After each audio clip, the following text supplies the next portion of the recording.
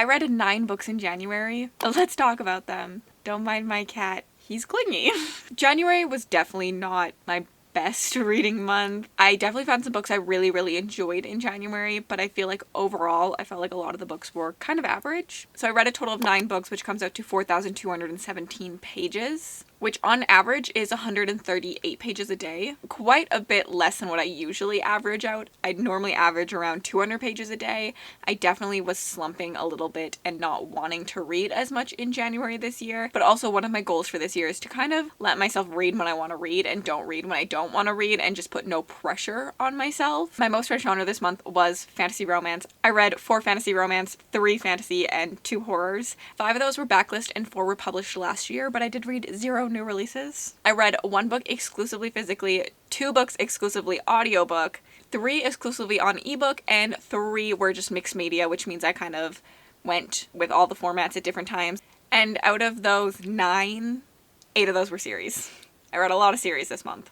Now for the actual books themselves, let's go over my reviews. This is the first book I read in January, and we're starting off on not a great note, because I know this is a fan favorite book, but Divine Rivals by Rebecca Ross was a 2-star read from me. I didn't love this one. I was bored. Honestly, I was bored, and I went into this expecting something different than it was, because it's always sold as rivals to lovers, but they're honestly rivals for like literally 20 pages, and then they're just so sappy and in love. If you're in it for just like a really cute romance story, I think that you could like this, but for me, I wanted a lot more fantasy. I wanted a lot more fun and banter and like making fun of each other and teasing each other than this book got. They clearly just like fell in love real too quick for me in this. If you don't know, this book follows our main characters who work at a journaling company, like a newspaper company, and they are trying to get the exact same position, but they are secretly also sending letters back and forth to each other. However, one of them knows who they are and one of them doesn't. And I know a lot of people loved the fact that one person knew and one person didn't, and the secrets that led to and the tension that led to.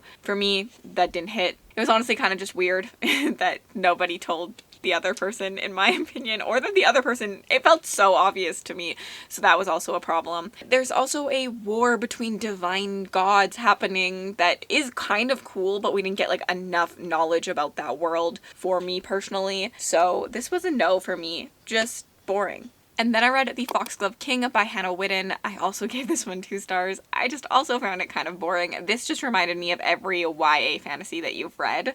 There was nothing super unique or interesting for me in it. It just felt very stereotypical and wasn't bringing anything new to the table, so it couldn't keep my attention. Honestly, I'm about to give you a summary and I can't even remember what this book is about. I know there's necromancy. This book did not stay with me. I'm normally a lot better at like letting you know what a book was about, but this book did not stay with me. I just honestly didn't enjoy it. I thought it was very boring. There's supposed to be a romance in it, but there was no chemistry in my opinion. I'm moving on. I literally cannot remember what this book is about at all. Oh god. I did read Heavenly Bodies, and I gave this one 3 stars. I honestly could bump this up to a 4, as the more I think about it, the more I really did enjoy it. I annotated this one. I don't know if you can see those tabs, but I also, like, look how cute. I'm obsessed with it. This one just had incredible banter, in my opinion. I was truly obsessed with the reluctant allies to lovers plot in this, because it led to such good teasing moments as they were trying to train, and they didn't want to train, but they were forced to be together because they had to train, and I really did enjoy this. I do think the romance was a little insta-lovey at times. I do think that there was too much going on in this story. Could have written this book into like a trilogy in itself. Like, just so much happens in this that I think the pacing doesn't work perfectly, just because like just so much is always happening, and then we have these weird slow moments at the same time. There were complaints about this one, which is why it did get a 3-star for me. When I'm sitting here and telling you about it, I just want to tell you how much I loved and remember loving the relationship in this. So if you love a good bantery relationship, you should pick this one up. This follows our main character, Alara, who has a prophecy about her that she's gonna fall in love with a star and they're both going to die. The stars are like gods in this world. A star comes and kills her entire family, thinking, what if I made you hate me so much that you could never fall in love with me? And she has to escape to a rival nation that she is on rocky alliance with to get some help, because otherwise she's going to be forever entrapped by this star. And that leads to some allying, and the book starts from there. And I really, really honestly think this is underrated and that more people should pick it up. I'm very excited to continue. Then I read Fear the Flames by Olivia Rose Darling, and I gave this one 3 stars as well. Again, my biggest issue with this was the pacing, but I remember the relationship a lot, and I loved the relationship. Another reluctant allies to lovers story. In this one, we're following our main character, who was the daughter of the king of Amarath. When she was born, someone came and blessed her with 5 dragons. So she is magically linked to these 5 dragons, and the link can never be broken. Her father really disliked that and ended up locking her up and trying to break this bond, even though it's said that it can never be broken, because he didn't want the power of those dragons to overrule him one day. He's scared of someone taking away his power, even his own daughter. She's treated very unfairly, and she ends up escaping when she's young, kind of creates her own small little kingdom of runaways in a forest that is magical, so no one goes into. When a warrior comes and finds her and says, we need you, we need to go on a heist, we need to let your dragons out, and we need to beat your father. And so she ends up joining him as a reluctant ally again to go save her dragons and take some revenge on her really, really bad father. I think that this one is also a hidden gem. I do think that there's a lot of pacing issues in this one. However, it was picked up recently, and the author has put on her Instagram saying that this is going through a pretty heavy edit where they're changing some things, they're adding some things. I think it's going to be a incredible, incredible book after that edit. I'm very excited to reread it when it gets traditionally published and to make it my entire personality when it comes out, because I truly think it's going to be. After that was a reread for me, The Girl in the Stars by Mark Lawrence. I read this for Backlist Book Club. Originally I read this and I gave it 4 stars. On reread, I did give it 3 stars, which is weird. Every other Mark Lawrence book that I've reread, I've given a better star rating or the same, so I'm actually kind of shocked. I just felt a little confused during this one, which is weird considering I've moved on in the story. So I think on initial read, I probably just forgave feeling confused because I felt like I probably would get answers. Considering I've read the second book, I was kind of annoyed at being confused still. Overall, I just really truly love Mark Lawrence's writing. It really works for me, and I love his themes in his stories. The themes of loyalty and friendship and a young girl being the badass and saving the day and believing in herself. I really truly love that, on top of the like cool world building that is the Book of the Ice and the Book of the Ancestor series. Specifically the Book of the Ice, I think the world building this is so freaking cool. I'm just really excited to continue in this series because the aspects that I love just continue to grow from this point on. This follows Yaz, who lives on the ice, and on the ice, on your like 16th birthday, you get tested, and if you're deemed broken, you get pushed into the pit of the missing, and Yaz's brother gets pushed into the pit of the missing, and Yaz just decides to jump in after him, and then our story starts. After that, I read My Heart is a Chainsaw by Stephen Graham Jones. This is the 3rd time I've tried this author. I think I've decided he's not for me. I did give this one 2 stars. It just felt too long. Like, honestly, I think if it had been 100 pages shorter, I could have liked it, but it felt far too long in my opinion for the story that it is. I did really like the mixed media format in that, which is interesting. I normally say I don't like mixed media. It normally like takes away from the story a little bit for me. I just like a plain narrative style, but I loved the essays in this. I loved the callback to slashers and kind of learning the thought process behind either Stephen Graham Jones or Jade, the protagonist's thoughts on slashers. I really thought those were really interesting and in-depth, but overall I just need more things to happen throughout this story to make it pretty much a 400-page story. It just needed to be shorter in my opinion. If you don't know, this is a story where we're following Jade, who thinks she's in a slasher. She is slasher obsessed though, so she is obviously prepared, and she's going to prepare the town for the slasher, which really means preparing the final girl, in which she does not think she's the final girl, so she needs to prepare the person who is. Then I read The Patient by Jasper Dewitt, and I loved this one. This is a really short novella. It really had me intrigued the entire time. I was on the edge of my seat trying to figure out exactly what was happening.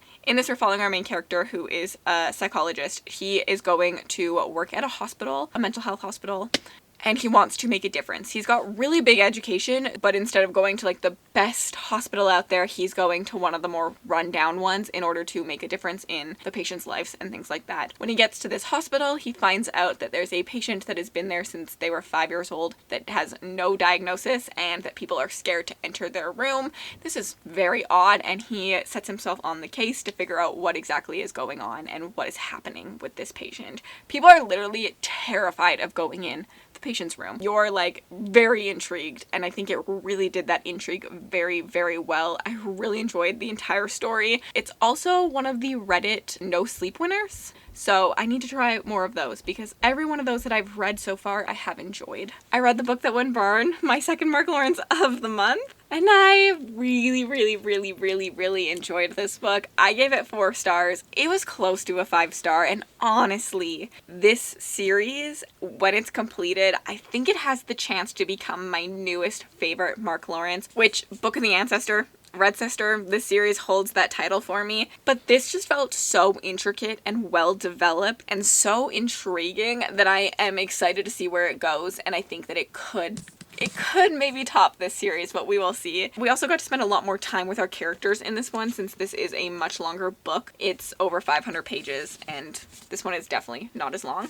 I can't really tell you a lot about this book because the synopsis is very small and little. It's very vague. Essentially, we're following our 2 characters who will be connecting through a library across time, and the world is finally gonna notice them. And that's all I'm gonna tell you, and it's really interesting. Like, it's just a really unique story, and for me the setting itself was what really stole the show. I had never read a setting quite like this. I had never read something quite like the library. I do think that this is kind of slow paced, very character driven, but I loved it. I felt very immersed in this read. It didn't reach 5-star level just because I do think it could have been shorter, and I do think I could have cared about side characters a little bit more. Our 2 main characters I think you care a lot about, but the side characters sometimes are like who's who. And then I ended the month off with Silver Under Nightfall by Rin Chapeko.